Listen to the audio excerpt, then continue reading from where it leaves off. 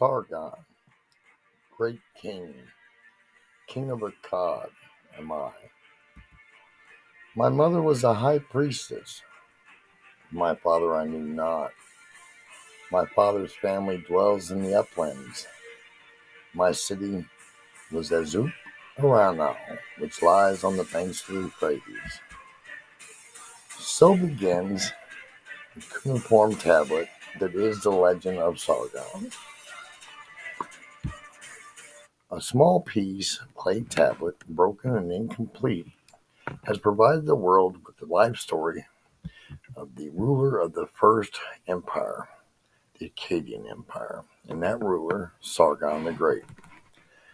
It measures only around 3.5 inches long, as seen here, 2.5 inches wide, and a little over half an inch thick. Of course, the measurements the British Museum gives all is in metric, but the United States, we're stubborn.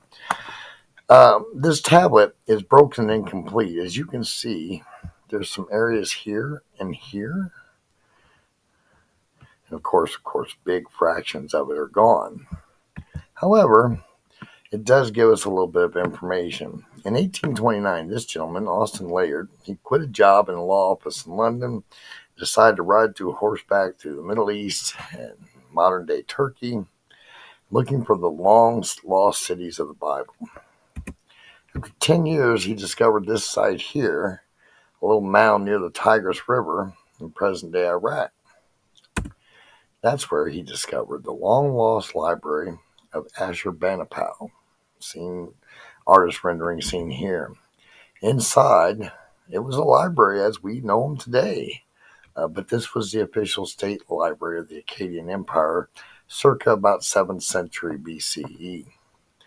Now, this is where the legend of Sargon was kept. Although Sargon the Great ruled the Akkadian Empire from 2334 to 2279 BCE, it wasn't until the 700s BCE when invaders came in and destroyed the library and the Akkadian Empire. The fires, though, had the opposite effect, meant to wipe out all knowledge of the Akkadians and preserve these tablets, hardened them, and now we have them today. Thanks to Henry Rawlinson, although Austen Layard and his team discovered the tablets, it was Rawlinson who translated them. Rawlinson was working on this, the Behistun inscription wall that was written in 3 different languages, Persian, ancient Akkadian, and what was the other one? Elamite.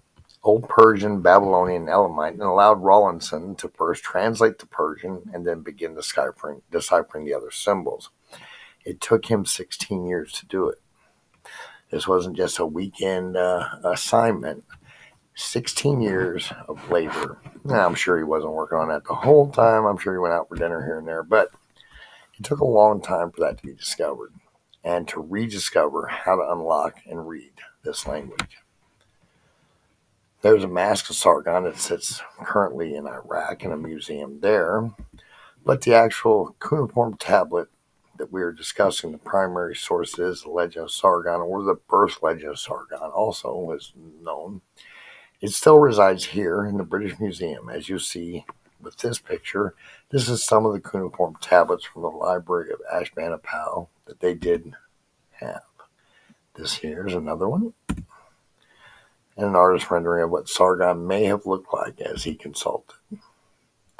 Thank you, and if you follow the video at the end of this, you will also see some other information. I took a longer video because 5 minutes is really short, so hopefully I took a deeper dive and you'll follow to the other video that I created.